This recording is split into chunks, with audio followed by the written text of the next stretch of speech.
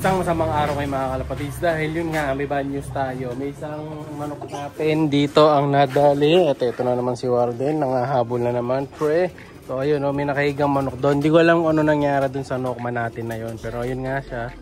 Ayun, nakahiga doon. So, medyo maputik today. So, hindi ko alam kung paano siya, na dead. No? So, maaaring may kumagat doon o baka may sakit lang, pero ganun pa man, alisan na natin siya doon. So kung isang araw kasi nakita ko dito, bayawak, pero maliit lang mga kalapatids. Dito yun. So ito yung video. Tingnan nyo itong bayawak mga kalapatids. So, baby pa. Ayan, ang liit pa nyo. Nakatambay dito nakatira yan sa may gedli namin.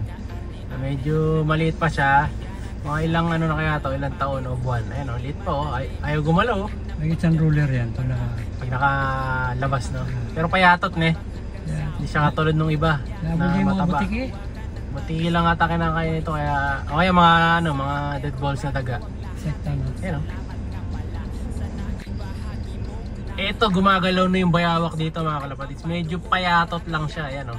Kasi mahigit 1 ruler. Mahigit 1 ruler. Parang 2 ruler. Ang haba niya. Mga ganun. Haba, ayan, no? 18 inches na, no?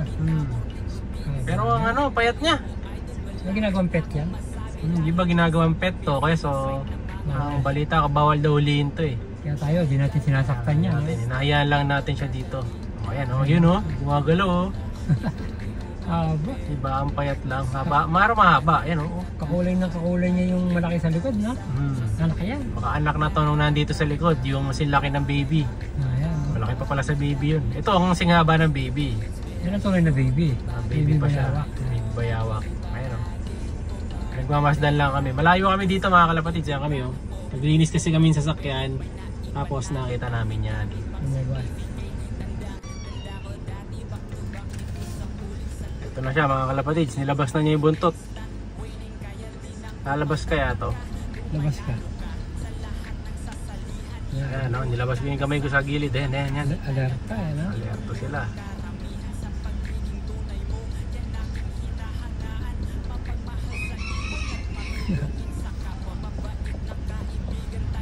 Video mo sa labas. Ayaw, kumalo. Tatakbo bigla to pagka lumabas ako eh. Ayun, tumitingin sa akin mga kalapatids. Yung ko kasi, ito. Nalabas yung kamay ko dito. Ayan, tatakbo to pagka... Yan, kalapate. Buhay kayo. Ayan na. Ayan, umatras na. Tatago na.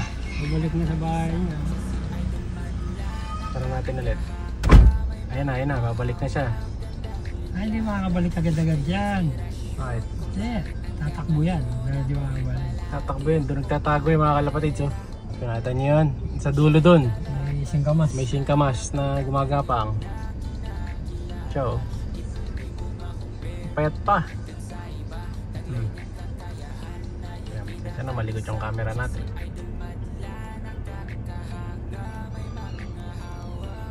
Nahawakan pala sa buntot, no? Pag inuhuli. Iba, inuulam daw to eh. Ayan, comment nyo kung inuulam nyo to, ano lasa nito. Ayan, haba Kaya lang, hindi natin pwedeng ulamin to, syempre. Parang alaga na lang natin yan dito eh. Ayan, mukhang mukhang konti nakakain niya dito. Payat na. Payatot. Try natin lapitan ha. Maalis. Ayan siya yun. Diba? Lumubog na. Sundan natin. Gawa mo nakabubuhat sa'yo. Dito lang sila nakatira mga kalapatids. Dito nagtatago. Ano ba? Wala. Tapos doon siya tutuloy dito. Papunta dito. Yan. Dito nagtatago yun. Sa sa sulok na to. Yan dito. Parang bahay niya tong pwesto na to eh. Pero hindi natin ini-istorbo. Yan lang natin. Minsan nagpupunta rin siya doon. Kaya pala minsan may mga amoy piste. No? So dito. Siya nagtatago. Wala na. Ano ba? Comment kayo kung nakita nyo ha.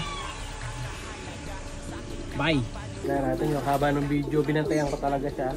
Tapos nung hinabol nga natin, dito naman siya nagpunta. So may Gedli. Ayan, dito. Ayan, dito pumunta yung mga kalapatids eh. Nagtago. So ang alam ko kasi dito siya nakatira. Pero yun nga, medyo nabubulok na yung ano dito eh. Yung dahon. No? So maaaring dito pa rin naman yun. Pero mula nun, hindi ko pa siya ulit nakita. No? As of now, wala na mga kalapatids. No, ito kasi may nakatanim dito singkamas. Ayan.